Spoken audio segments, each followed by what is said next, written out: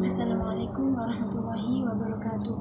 Perkenalkan, nama saya Riza Umami dengan NIM 1262012010113. Nomor absen 02 dari kelas PAI 3F.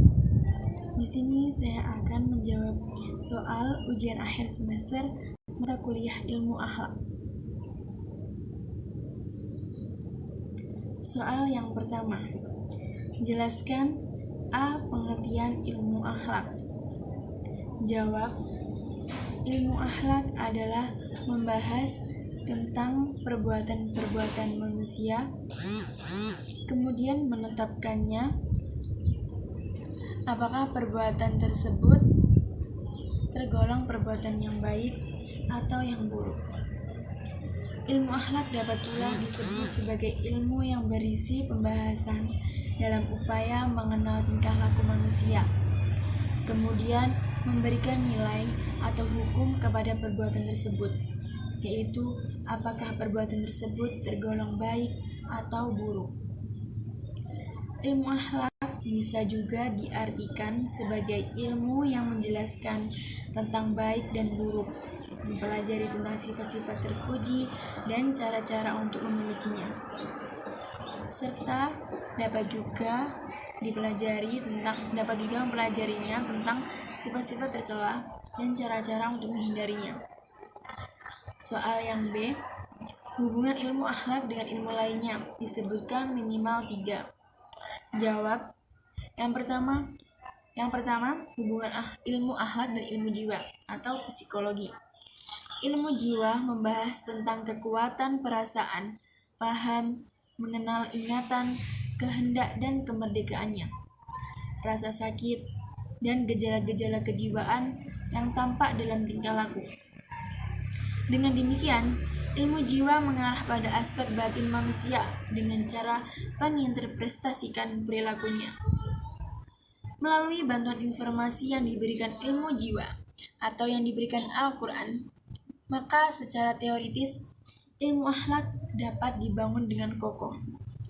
Dapat disimpulkan bahwa ilmu jiwa dan ilmu akhlak bertemu karena pada dasarnya sasaran keduanya adalah manusia. Ilmu akhlak ini melihat dari apa yang sepatutnya dikerjakan manusia. Sedangkan ilmu jiwa atau bisa disebut psikologi melihat tentang apa yang menyebabkan terjadinya suatu perilaku. Yang kedua, hubungan ilmu akhlak dengan ilmu pendidikan. Pendidikan dalam pelaksanaannya memerlukan dukungan orang tua di rumah, guru di sekolah, serta pimpinan tokoh masyarakat di lingkungan.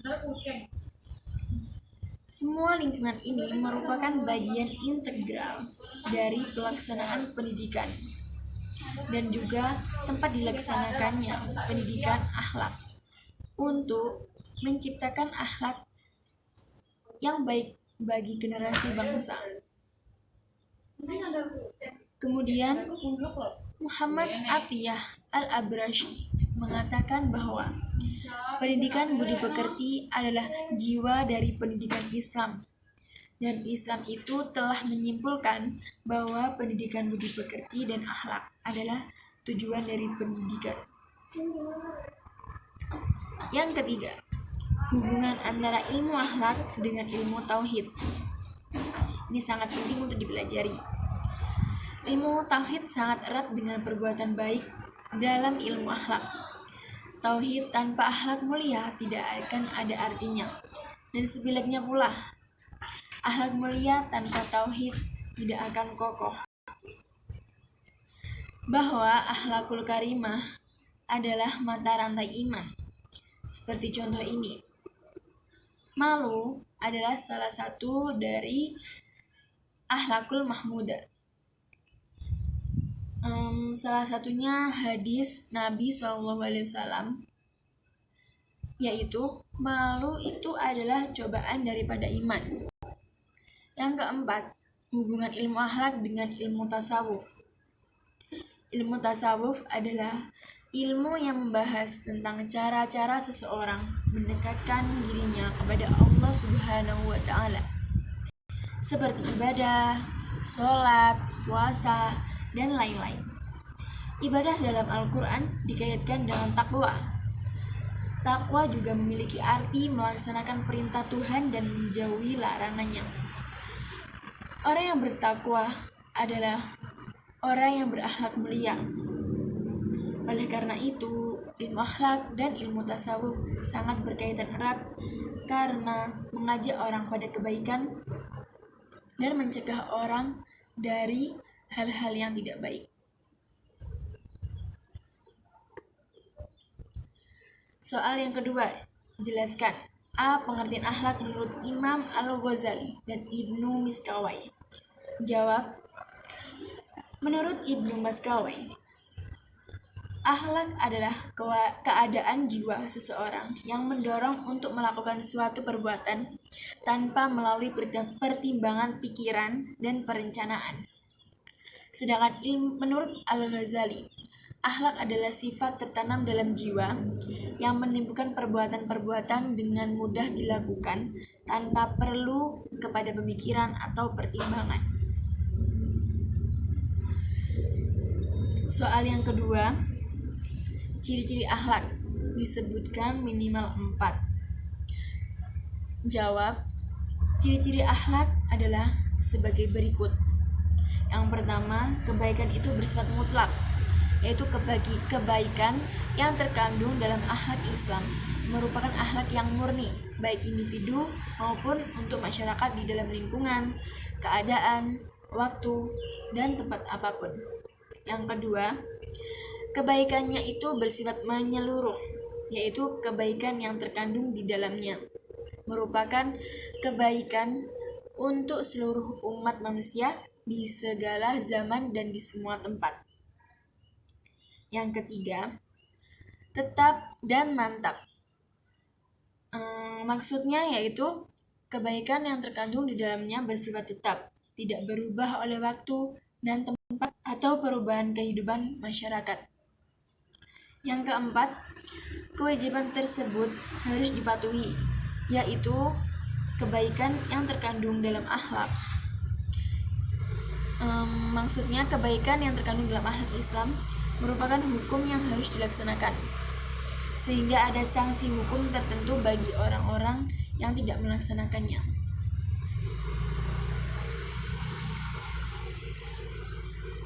Yang kelima, pengawasan yang menyeluruh. Karena akhlak Islam bersumber dari Tuhan, maka pengaruhnya lebih kuat bagi yang melanggar akhlak ini, kecuali setelah ragu-ragu dan kemudian akan menyesali perbuatannya untuk bertobat dengan sungguh-sungguh dan tidak melakukan perbuatan seperti itu lagi. Pertanyaan yang ketiga, apakah yang saudara ketahui tentang A. Etika, moral, dan sosial? Jawab, pengertian etika. Etika adalah suatu ilmu yang mengkaji tentang persoalan baik dan buruk berdasarkan akal pikiran manusia. Dan pengertian moral adalah suatu hal yang berkenaan dengan baik dan buruk dengan ukuran tradisi dan budaya yang dimiliki seseorang atau sekelompok orang.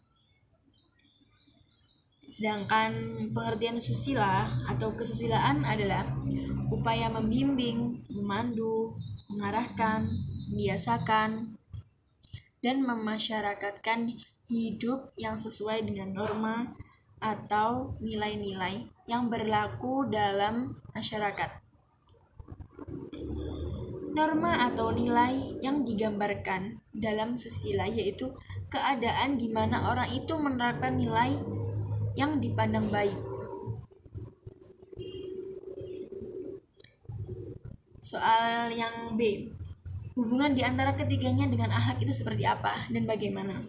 Jawab, dilihat dari fungsi dan perannya dan dikatakan bahwa etika, moral, susila, dan akhlak itu sama, yaitu menentukan hukum atau nilai dari suatu perbuatan yang dilakukan manusia untuk ditentukan baik buruknya. Kesemua istilah tersebut sama-sama menghendaki terciptanya keadaan masyarakat yang baik, teratur, aman, damai, dan tentram. sehingga sejahtera batinnya dan lahiriah. Etika, moral, susila, dan akhlak saling berhubungan dan membutuhkan. Uraian tersebut menunjukkan dengan jelas bahwa etika, moral, susila berasal dari produk rasio dan budaya masyarakat yang secara selektif diakui sebagai yang bermanfaat dan baik bagi kelangsungan hidup manusia.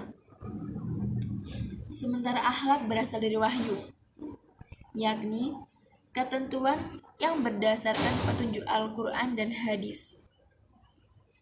Sedangkan dengan kata lain, etika, moral, dan susila berasal dari manusia, sedangkan akhlak berasal dari Allah Subhanahu wa Ta'ala.